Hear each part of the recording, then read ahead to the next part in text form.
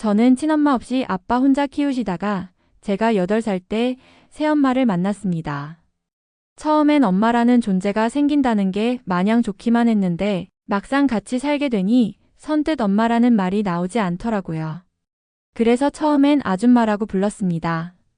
재연아, 아줌마랑 아직 잘 모르는 사이인데 엄마라고 부르기 힘들지? 아줌마는 재연이 내가 마음이 열릴 때까지 얼마든지 기다릴 수 있으니까 엄마라고 부를 수 있을 때 부르면 돼, 알았지? 새엄마는 전혀 기분 나빠하지 않으시고 오히려 저를 기다려주셨어요. 그런데 새엄마를 엄마라고 부르는 데까지 그렇게 오랜 시간이 걸리지 않았습니다. 새엄마가 저한테 워낙 잘해주셨기 때문에 생각보다 빨리 마음이 열렸죠. 특히 제가 좋았던 건 친구들 보면서 부러워했던 것들을 이제 저도 누릴 수 있게 된 거였어요. 전에는 학교 끝나고 갑자기 비가 오면 어쩔 수 없이 친구들에게 부탁해 우산을 같이 쓰고 가야 했습니다. 하지만 이제는 새엄마가 우산을 들고 학교까지 마중을 나오셨어요. 재연아, 비 많이 오는데 얼른 엄마랑 우산 쓰고 집에 가자. 오늘 비 오니까 엄마가 집에 가서 맛있게 김치전 부쳐줄게. 우와, 김치전 진짜 맛있겠다. 엄마, 앞으로도 나 우산 안 가져온 날 또 엄마가 데리러 와줄 거예요. 저 여태까지 엄마랑 같이 우산 쓰고 집에 가는 친구들 보면서 엄청 부러웠었다. 당연히 엄마가 우산 들고 데리러 와야지. 괜히 우리 딸 비 맞았다가 감기 걸리면 엄마 마음이 너무 아파서 안 돼. 학교에서 운동회 할 때도 예전엔 아빠만 오셨는데 이젠 엄마까지 오시니 너무 좋았어요. 엄마가 아침부터 김밥을 싸서 오셨는데 그게 얼마나 맛있었는지 모릅니다. 제가 달리기 할 때도 엄마가 응원을 많이 해주셨어요. 우리 재연이 잘한다. 아, 이러다가 1등 하겠어. 1등. 조금만 더 가면 결승선이야. 힘내. 엄마가 큰 소리로 응원해 주시니까 기운이 펄펄 났습니다. 결국 달리기에서 1등을 했고 엄마는 기쁨의 환호성까지 지르며 좋아하셨어요. 마치 자기 친딸이 1등한 것처럼 기뻐하시는 모습에 저도 덩달아 행복했습니다. 엄마가 생기니까 이젠 동생까지 갖고 싶다는 욕심이 생기더라고요. 그래서 가끔씩 엄마한테 동생을 낳아달라고 조르기도 했습니다. 엄마, 나 동생 생기면 진짜 잘 놀아주고 공부도 가르쳐줄 수 있는데 동생 하나만 낳아주시면 안 돼요? 나도 다른 애들처럼 동생 갖고 싶단 말이에요. 우리 재연이가 동생이 갖고 싶구나. 근데 이거 어쩌지? 엄마, 동생보다 재연이 너만 있으면 돼. 엄마가 제일 사랑하는 사람이 바로 우리 재연이거든. 그땐 제가 철이 없어서 엄마한테 자꾸 졸랐는데 한참 뒤에 알고 보니 엄마가 난임이 있다고 하더라고요. 그래서 저한테 동생을 낳아주고 싶어도 낳아주실 수가 없었던 거였죠. 비록 동생은 생기지 않았지만 전 엄마가 생긴 것만으로도 정말 행복했답니다. 엄마는 제가 학교에서 성적을 잘 받아오면 기특하다며 맛있는 것도 해주시고 생일 땐 미역국을 끓여서 생일 파티까지 해주셨어요. 가끔씩은 엄마한테 요리를 배워서 아빠한테 해드리기도 했는데 그때마다 아빠가 엄청 좋아하셨습니다. 이야, 우리 재연이가 보기보다 손맛이 장난 아닌데? 아직 고등학생밖에 안 된 애가 어떻게 이렇게 국을 맛있게 끓였어? 그거야 당연한 거죠. 우리 엄마가 세상에서 요리를 제일 잘하잖아요. 그러니까 딸인 나도 엄마처럼 요리를 잘해야 되지 않겠어요. 그렇게 저는 하루하루 행복하게 살며 대학을 졸업하고 직장에도 취직했습니다. 그러다가 30대 초반에 같은 회사에 다니던 남자와 좋은 사이로 발전해 결혼까지 하게 되었어요. 남자친구는 회사에서도 분위기 메이커 역할을 할 정도로 성격이 좋았고 직장 동료들한테도 정말 친절했던 착한 사람이었습니다. 양가 집안에 인사를 드린 후 상견례를 했는데 저희 엄마가 예비 시부모님 앞에서 제 칭찬을 많이 해주셨어요. 우리 재연이 제가 배 아파서 낳은 딸은 아니지만 그래도 정말 열심히 키웠습니다. 학교 다니면서도 말썽 한번 부린 적 없고요. 항상 부모를 생각하는 참 착한 아이예요. 물론 부족한 점이 있을 수도 있겠지만 그래도 부디 예쁘게 봐주셨으면 좋겠습니다. 그렇게 좋은 분위기 속에서 상견례가 끝나고 저는 남자친구와 결혼을 했습니다. 정말 행복한 시간이었습니다. 남편은 워낙 활발한 성격이라 그런지 결혼하고 나서 저희 가족들하고 정말 잘 지냈어요.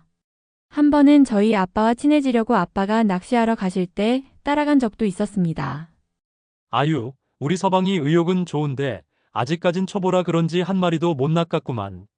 노서방, 자네 아무래도 앞으로 나한테 많이 배워야겠어. 나랑 낚시 다니려면 적어도 물고기 한 마리 정도 낚을 줄 알아야지. 그럼요. 저 앞으로 아버님한테 많이 배워서 아버님만큼이라도 좀 따라가고 싶습니다. 하나 낚아서 아버님이랑 같이 기념사진도 찍고 해야죠. 남편은 그 뒤에도 저희 아빠와 술도 마시고 등산도 다니며 정말 친하게 지냈어요. 남편은 저희 아빠랑 성격이 잘 맞는 것 같다고 너무 좋아했습니다. 하지만 한 번은 남편이 저희 아빠한테 혼이 난 적도 있었어요. 친정 부모님과 다 같이 외식을 하고 나왔는데 남편이 빨간불에 무단횡단을 하려고 했던 겁니다. 제가 깜짝 놀라서 하지 말라고 했더니 오히려 웃으며 저와 저희 부모님한테 이렇게 말했어요. 왜 그래? 차 안 올 때 그냥 후딱 건너면 되잖아. 어머님, 아버님 얼른 가요. 지금 뛰어가면 딱 좋을 것 같아요. 그때 저희 아빠가 남편을 인도 쪽으로 잡아당기며 버럭 화를 내셨어요. 자네 지금 제정신인가? 신호등에 빨간불이 켜져 있는데 어디서 위험하게 무단횡단을 하려고 해? 아니, 그게 아니라 초록불 되려면 아직 많이 남았으니까 시간 아끼려고 그런 거죠. 그래봤자 몇 분이 아낀다고 그래. 그렇게 급하게 살다가 아예 저승에도 빨리 가버리려고 그래. 내가 자네를 아무리 좋아해도 그렇게 개념 없는 짓 하는 건 절대 용납 못하네. 그러니까 앞으로 그런 위험한 짓 절대 하지 말게. 아빠가 처음으로 남편한테 화를 내니까 남편이 무서웠는지 하루 종일 주눅이 들어있더라고요. 여보, 오늘 보니까 아버님 진짜 무서우시죠? 알았잖아. 그러게 혼날 만한 짓을 왜 해? 우리 아빠 평소에 누구보다도 잘 웃는 분이시지만 아까처럼 혼낼 만한 일이면 엄청 무섭게 변하시는 분이야. 그러니까 앞으로도 제발 그런 위험한 짓 좀 하지 마. 그 이후 남편은 저희 아빠가 무서워서 그런지 평소보다 더 깍듯하게 대하더라고요. 친정에 가면 누가 시키지도 않았는데 밥그릇을 하고 모든 일을 자기가 하겠다고 나섰어요. 남편이 저희 부모님한테 잘해드리니 너무 좋았지만 가끔은 이해되지 않을 때도 있었습니다. 지난번에 무단횡단을 하려고 했던 것처럼 같이 살다 보니 남편이 자꾸 매너 없는 행동을 할 때가 있더라고요. 한 번은 같이 차를 타고 가는데 남편이 깜빡이도 안 켜고 자꾸 차선을 변경하는 거예요. 여보, 차선을 바꿀 땐 깜빡이는 기본으로 켜야 되는 거 아니야? 당신이 자꾸 깜빡이도 안 켜고 왔다 갔다 하니까 뒤에서 자꾸 빵빵거리잖아. 깜빡이 좀 안 켜면 어때서? 운전하다 보면 나 말고도 깜빡이 안 켜는 차들이 얼마나 많은 줄 알아? 다른 차들도 안 켜고 다니는데 왜 나만 그런 거 다 지키고 다녀야 돼? 그러다가 사고 날 수도 있으니까 그렇지.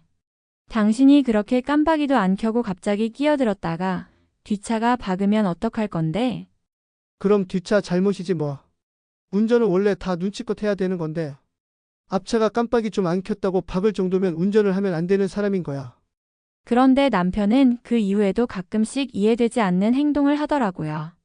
한 번은 같이 외식을 하러 갔는데 손님이 많아서 줄을 서서 대기해야 했어요. 그런데 남편은 거기서도 새치기를 하려고 했습니다. 너무 창피해서 남편 손을 붙잡고 그냥 다른 식당으로 가자고 나왔어요. 결혼 10년쯤 되었을 때 저희 집에 정말 안 좋은 일이 생겼습니다. 70대가 되신 저희 아빠가 폐렴에 걸리셨어요. 연세가 있으시다 보니 상황이 심각해 입원하게 되었습니다. 저와 엄마, 아이들이 너무 걱정되어 병원에 자주 찾아가 간호해드렸어요. 아빠 괜찮으세요? 기침을 이렇게 많이 해서 어떡해요? 빨리 나으셔야 제가 몸에 좋은 음식이라도 해드릴 텐데. 초등학교 저학년이 된 저희 아이들도 걱정을 많이 했습니다. 할아버지, 아프지 마세요. 할아버지처럼 멋있는 사람은 아프시면 안 된단 말이에요. 얼른 나와서 저희랑 같이 동물원도 놀러 가요. 네, 아이고.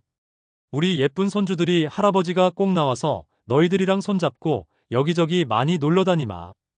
그러니까 할아버지 너무 걱정하지 마렴. 하지만 아빠의 폐렴은 점점 심해져 결국 돌아가시고 말았습니다.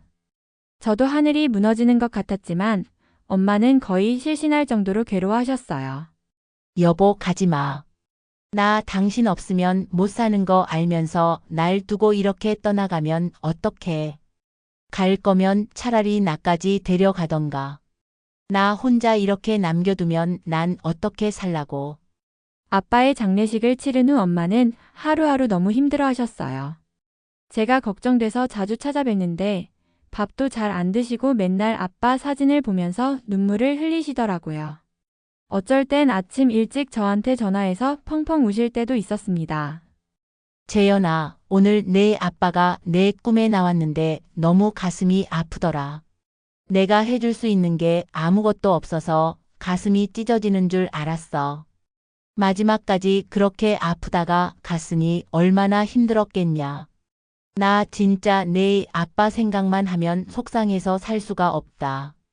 그때 당시 저도 다시 직장을 구해 일을 하고 있었지만 퇴근하고 나면 엄마 집에 들러 저녁도 챙겨드리고 같이 시간을 보내고 오곤 했습니다. 주말에도 엄마가 계속 방에서 우울해하시는 것 같아 일부러 기분 전환시켜드리려고 여기저기 모시고 다녔어요. 엄마, 오늘 날씨 진짜 좋죠? 햇빛도 쨍쨍하고 미세먼지도 없으니까 하늘이 너무 예쁘지 않아요? 이런 날 햇볕 쬐면서 산책도 하고 그래야 비타민 D도 합성되고 좋은 거예요. 그러니까 오늘은 따뜻한 햇살 맞으면서 저랑 같이 한번 걸어봐요. 저한텐 엄마가 정말 소중했기 때문에 엄마가 얼른 기운을 차리시는 게 최우선이었어요. 하지만 남편은 어느 순간부터 제가 엄마를 챙겨드리는 걸 싫어하기 시작했어요. 한 번은 퇴근하고 또 엄마 집에 간다고 하니까 다짜고짜 짜증을 내더라고요. 뭐 오늘도 장모님 댁에 간다고? 아니 갈 거면 애들이라도 좀 데리고 가던가. 당신이 자꾸 장모님 댁에 가는 바람에 맨날 저녁에 내가 애들 봐야 되잖아. 한두 번도 아니고 도대체 이게 몇 번째야. 아니, 우리 아빠 돌아가시고 나서 지금 우리 엄마가 얼마나 힘들어 하시는데 당신은 그것도 이해 못 해주세요. 그리고 당신이 애 아빠인데 저녁에 애들 좀 보면 어때서? 남편이 그걸 시어머니한테 일렀는지 다음날 퇴근 시간에 시어머니한테 전화가 왔어요. 예, 너 우리 아들한테 얘기 들어보니까 요즘에 내 엄마 챙긴다고 우리 아들 저녁밥도 안 차려준다며? 아무리 친정 엄마가 중요해도 그렇지 내 남편부터 챙겨야 될 거 아니야. 솔직히 말해서 내 엄마 친엄마도 아니잖아. 이제 아버지까지 돌아가셨으니 남이나 마찬가지인데 왜 우리 아들까지 등한시하면서 너희 엄마를 챙기냐 말이야. 정말 기가 막히더군요. 새엄마든 친엄마든 저한텐 똑같은 엄마였는데 그걸 시어머니가 모욕하는 말투로 얘기하니 화가 났어요. 어머님, 무슨 말씀을 그렇게 하세요? 저희 엄마가 비록 낳지 않으셨어도 저한테 친엄마나 마찬가지 분이세요.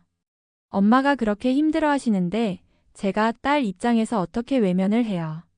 그거 모르겠고 나한테 내 아들 밥이 더 중요해. 너 내일부터 내가 검사할 테니까 우리 아들 저녁 차려주고 나서 나한테 사진 찍어서 보내, 알았어?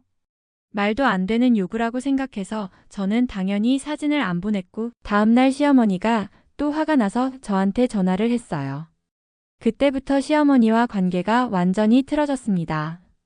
안 그래도 엄마가 힘들어 하시는데 시어머니까지 이러니 정말 힘들더라고요.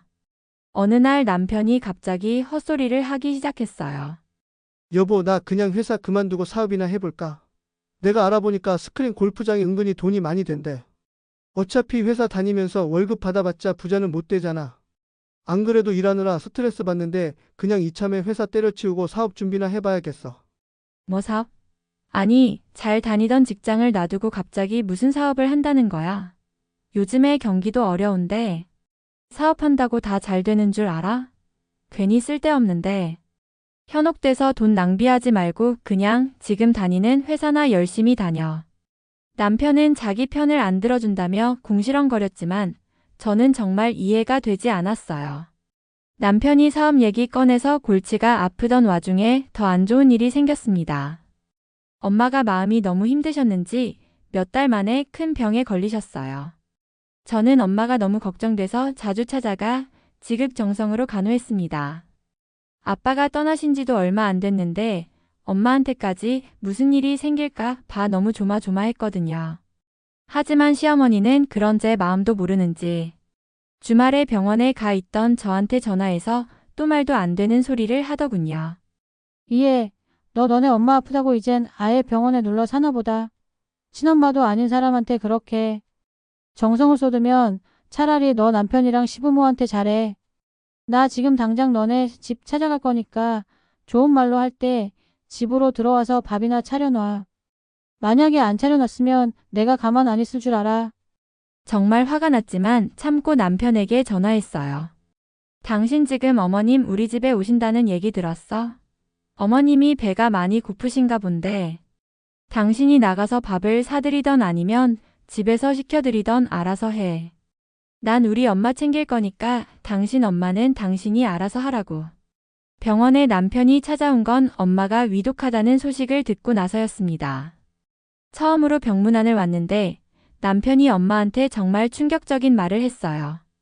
장모님 많이 힘드시죠? 장모님이 남기실 재산은 제가 잘 관리해 드릴 테니까 걱정하지 마시고 편히 눈 감으세요. 제가 좋은 곳에 잘 쓰겠습니다. 저는 너무 화가 나서 남편을 병실 밖으로 불러내 따졌습니다. 당신 미쳤어? 우리 엄마 얼른 돌아가시라고 기도하는 것도 아니고 무슨 재산을 잘 관리해 드릴 테니까 편히 눈을 감으시래. 아니 그냥 장모님이 걱정하실까봐 하는 얘기지 뭘 그런 걸 가지고 나한테 화까지 내고. 그래? 당신 진짜 너무 예민한 거 아니야? 남편은 그렇게 말하더니 통화한다면서 밖으로 나가버렸어요. 전 남편한테 마저 따져봐야겠다고 생각하고 남편 뒤를 조용히 따라갔습니다. 그런데 병원에 사람이 많아서 그런지 남편은 제가 따라가는 줄도 모르고 밖에 나가서 누군가와 통화를 시작했어요. 통화 내용을 들어보니 시어머니랑 통화하는 것 같았는데 그 내용이 정말 충격적이었습니다. 어머니 병원에서 그러는데 우리 장모님 이제 살 날 며칠 안 남으셨네요. 장모님 돌아가시면 보험금이랑 재산 합쳐서 애들 엄마가 한 5억 정도 물려받을 것 같은데 그걸로 사업하면 딱 좋을 것 같지 않아요? 안 그래도 지금 사업자금 없어서 고민하고 있었는데 잘 됐죠 뭐. 세상에 저희 엄마가 떠나실 날이 얼마 안 남았다는데 이게 사위로서 할 소리인가요? 저는 도저히 참지 못하고 남편의 휴대폰을 빼앗아 전화를 끊어버린 후 남편한테 소리를 질렀습니다. 당신 지금 뭐 하는 거야? 우리 엄마 돌아가시면 우리 엄마 유산으로 사업을 하겠다고? 당신 이제 보니까 진짜 재활도 불가능한 쓰레기였구나. 당신 설마 그놈의 재산 받고 싶어서 우리 엄마 빨리 세상 떠나기 빌고 있는 거야. 그래서 어머님한테 전화해서 그딴 헛소리나 짓거리고 있는 거냐고. 뭐야? 당신이 여기 왜 있어? 왜 있긴, 아까 우리 엄마 앞에서 말 같지도 않는 소리를 하길래 따지려고 따라왔다. 그런데 이젠 하다 별 개똥 같은 소리를 다 하는구나. 야, 너 같은 건 이제 우리 엄마 사위도 아니고 내 남편도 아니야. 너 같은 게 여기 있으면 우리 엄마한테 부정 타니까 당장 여기서 나가. 이 병원에 얼씬도 하지 말라고. 알았어? 남편은 당황해서 어버버거렸지만 저는 그냥 남편을 아예 쫓아냈어요. 전 엄마가 제 곁을 떠날까봐 하루하루가 너무 조마조마한데 어떻게 남편이란 인간이 저런 말을 할 수 있는지 정말 기가 막히더라고요. 마음 같아선 당장이라도 남편과 이혼을 하고 싶었지만 일단 엄마가 위독한 상태였기 때문에 엄마한테 집중하는 게 먼저라고 생각했습니다. 의사가 마음의 준비를 하라고 했지만 저희 엄마는 계속 이승의 끈을 놓지 않고 계셨어요. 하루가 1년 같았지만 저는 엄마 옆에서 매일매일 지켜드렸습니다. 그러던 중 충격적인 소식이 들려왔어요. 남편이 사업한다고 사람을 만나러 갔다가 교통사고를 당해 병원에 실려갔다는 겁니다. 또 무단횡단을 하는 바람에 다리를 크게 다쳐서 큰 수술까지 받았다고 하더라고요. 시어머니는 남편이 다쳤는데 왜 안 오냐고 저한테 전화를 해서 난리를 쳤어요. 그래서 아예 입원해 가서 단판을 지어야겠다는 생각으로 병원에 찾아갔습니다. 남편이 수술을 받고 막 나온 상태였는데 시어머니가 아주 울고불고 난리를 치더라고요. 우리 아들 불쌍해서 어떡하니? 내가 귀하게 키운 아들 몸이 저렇게 상해서 어떡하냐고. 애미야, 내가 그래서 내 엄마만 챙기지 말고 내 아들도 좀 챙기라고 했지. 내가 친엄마도 아닌 너네 엄마 때문에 병원 들락날락거리느라 우리 아들은 등한시하는 바람에 이렇게 된 거 아니야. 참 본인이 무단횡단하다가 사고 난 게 왜 제 책임이에요. 제가 언제 이 인간한테 무단횡단하라고 시켰어요. 그러게 어머님이 그런 기본적인 건 제대로 교육을 시키셨어야죠. 그러다 보니 남편이 조금씩 정신이 드는지 눈을 뜨고 대화에 끼어들더라고요. 어머니 너무 걱정하지 마세요. 저 수술도 잘 받고 나왔고 어차피 곧 우리 장모님 돌아가시면 돈 나오니까 병원비도 그걸로 내고 하면 돼요. 그냥 이참에 장모님한테 받을 유산으로 몇 달 요양한다고 생각하죠 뭐. 세상에 수술 받고 나와서도 또 저희 엄마 유산 얘기라니. 저는 순간 머리 끝까지 화가 나 아주 돌아버리는 줄 알았습니다. 야, 우리 엄마 아직 살아계시다고 몇 번을 얘기해. 그리고 내가 뭔데 자꾸 우리 엄마 유산으로 병원비 낸다는 둥, 요양을 한다는 둥 헛소리야. 너 지금 뭔가 단단히 착각하고 있나 본데 만약에 우리 엄마가 돌아가신다고 해도 그 돈 너한테 갈 일은 절대 없거든. 나 여기에 병문안 온 거 아니야. 너한테 이혼 선언 하러 온 거라고. 너랑 나랑은 오늘부터 끝이니까 그런 줄 알아. 요양을 하고 싶으면 내 돈으로 실컷 하라고. 제가 이혼 선언을 하자 남편과 시어머니가 기겁을 하고 저한테 매달리기 시작했어요. 하지만 마음은 이미 정했습니다. 저는 그들과 대화할 가치조차 느끼지 못했거든요. 저는 남편과 이혼 선언을 한 후 엄마만 지극정성으로 보살폈습니다. 저한텐 누구보다도 엄마가 제일 중요했으니까요. 엄마 세상엔 생각지도 못한 기적도 있대요. 엄마도 기적처럼 건강해져서 다시 나랑 행복하게 지낼 수 있어요. 그러니까 포기하지 말고 조금만 더 힘내봐요. 나 엄마 없이 진짜 못 살 것 같단 말이에요. 전 하루하루 엄마 손을 꼭 붙잡고 제발 제 곁을 떠나지 말아달라고 빌고 또 빌었습니다. 하지만 엄마의 얼굴엔 하루가 지날수록 점점 생기가 없어지더라고요. 그러다가 하루는 엄마가 잘 나오지도 않는 목소리로 저한테 말씀하셨어요. 재연아, 내가 그래도 운 좋게 며칠 더 너랑 지낼 수 있었지만 이젠 그것도 끝인 것 같구나. 그런데 재연아, 난 지금 당장이 세상을 떠나더라도 후회되는 게 하나도 없어. 처음 널 만났을 때 쑥스러워하면서도 날 아줌마라고 부르던 네가 너무 사랑스러웠고 네가 날 엄마로 인정해준 후엔 너랑 같이 지내는 하루하루가 너무 행복했거든. 엄마한텐 항상 너밖에 없었던 거 알지? 엄마가 곁에서 늘 응원할 테니까 절대 용기 잃지 말고 잘 살아가렴. 엄마 무슨 그런 말씀을 하세요? 그러지 말고 그냥 앞으로도 저랑 같이 지내면 되잖아요. 저 엄마랑 오래오래 맛있는 것도 많이 먹고 재밌는 거 많이 다니면서 행복하게 지내고 싶단 말이에요. 제가 엄마 옆에서 펑펑 울면서 애원했지만 엄마는 더 이상 말씀도 안 하시고 희미한 미소만 지으셨어요. 결국 제가 남편한테 이혼을 선언한 지 일주일 만에 엄마는 돌아가셨습니다. 엄마, 나 엄마 없이 못 살아요. 아빠도 없는데 이제 엄마까지 날 버리면 난 어떡하라고요?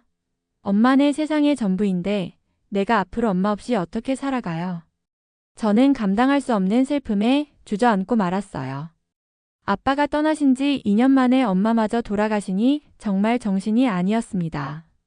하지만 저한텐 해야 할 일이 있었기에 억지로라도 정신을 붙들어야 했어요. 바로 남편과 이혼하는 중요한 숙제였죠.